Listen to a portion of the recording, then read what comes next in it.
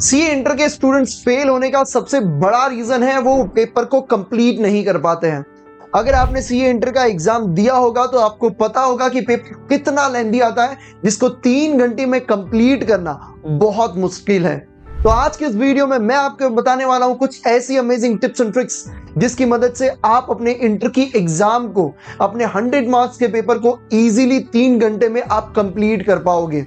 समझो अगर आप हर पेपर में 20 मार्क्स का छोड़ के आ रहे हो, यानी कि 3 पेपर में आप 60 मार्क्स का छोड़ के आ रहे हो, जबकि आपको 300 में से 150 लेके आने हैं, तो आपको 240 में से 150 लेके आने, जो बहुत मुश्किल हो जाता है। एंड ये एक सबसे बड़ा रीजन बनता है कि सीए इंटर के स्टूडेंट फेल हो जाते हैं। तो चलिए शुरू करते हैं। सबसे पहली बात तो आपको ये कि 15 मिनट्स का जो टाइम मिलता है आपको, जो पेपर रीडिंग का, उस टाइम में आपको डिसाइड कर लेना है कि किस सीक्वेंस में आपको पेपर लिखना है।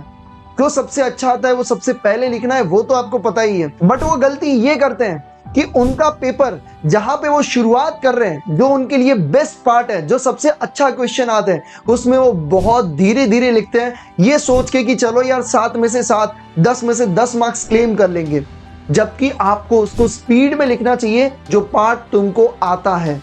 तो ये पहली बात आपको ध्यान में रखना है कि सबसे पहले तुम सीक्वेंस को डिसाइड करो एंड जहां से लिखना शुरू करो, पहली मिनट से आपकी स्पीड मेंटेन होनी चाहिए।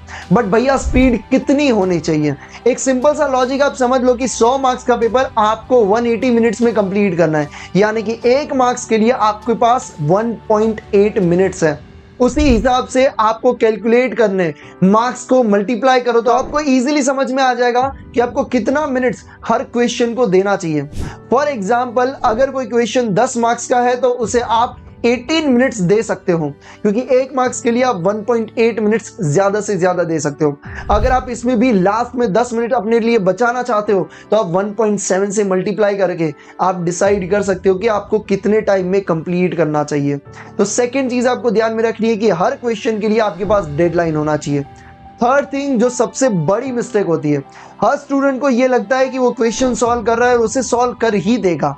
कई बार ऐसा होता है कि डिसाइडेड टाइम से वो टाइम बहुत ज्यादा हो जाता है, फिर भी वो उसी क्वेश्चन को करते रहते हैं और वहीं पे स्टक हो जाते हैं। तो सबसे बड़ी गलती ये है, जहां पे भी आप अटको, भले ही आपको लगता है कि यार ये चैप्टर मेरे को आता है, ये क्वेश्चन मुझसे हो जाना चाहिए, बट नहीं हो रहा है, तो उसको छोड़िए। लास्ट में जो टाइम बचे उसमें उसको फिर से आप एक बार उठाइए और करने का ट्राई करिए। बट ऐसा ना हो कि 8 मार्क्स के क्वेश्चन के कारण तुम बाकी का 10-15 मार्क्स का पेपर ही छोड़ के आ जाओ। तो ये चीज हमेशा आपको ध्यान में रखना है। थर्ड वन, कि कहीं पे भी अटको आप तो आपको उसको छोड़ के आपको आगे बढ़ना है एंड बाकी का पेपर कंप्लीट करना शुरू करना है। एक और चीज, सबसे बड़ी चीज जो होती है एमसीक्यू पार्ट में, एमसीक्यू पार्ट जो हम सोच के जाते हैं कि भैया ये तो बहुत इजी होगा ना, मैं तो 30 मार्क्स तो 30 मिनट्स में कर ही लूंगा। बट डियर, ये आपकी गलत फहमी है। जिन्होंने पेपर अटेम्प्ट किए उनसे जाके पूछ लो कि भैया एमसीक्यू भी बहुत हार्ड लेवल के पूछे जाते हैं एंड वो भी टाइम कंज्यूमिंग होते हैं।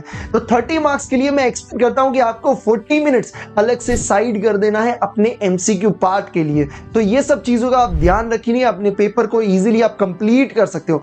बाकी काफी सारी चीजें फ्री में हम अपनी टेलीग्राम चैनल पे अपलोड करते हैं, लिंक आपको कमेंट डिस्क्रिप्शन बॉक्स में मिल जाएगा, उस पर क्लिक करिए एंड टेलीग्राम चैनल को ज्वाइन करिए। Important chapters, important topics, important keywords, कैसे प्रेजेंटेशन करना है, ऑल इंडिया रैंकर्स की सर्टिफाइड कॉपीज, काफी सारी चीजें आपको फ्री में हमारे टेलीग्राम चैनल पे मिल जाएगी। तो टेलीग्राम चैनल की लिंक आपके सामने है। अपॉर्चुनिटी है आपके पास एक ऐसी कम्युनिटी का ज्वाइन करने का जहां पे सारे सीए स्टूडेंट्स बहुत ही एनर्जेटिक हैं एंड अपनी एग्जाम को क्लियर करने के लिए हर हाल में रेडी हैं। तो जरूर से उस कम्युनिटी को ज्वाइन करिए। बाकी आपको क्या लगता है, आपको क्या चीज में हेल्प चाहिए, क्या टिप्स चाहिए, जो भी चाहिए आप मुझे कमेंट करिए, सारी चीजें मैं आपके लिए लेके आऊंगा। Thank you so much.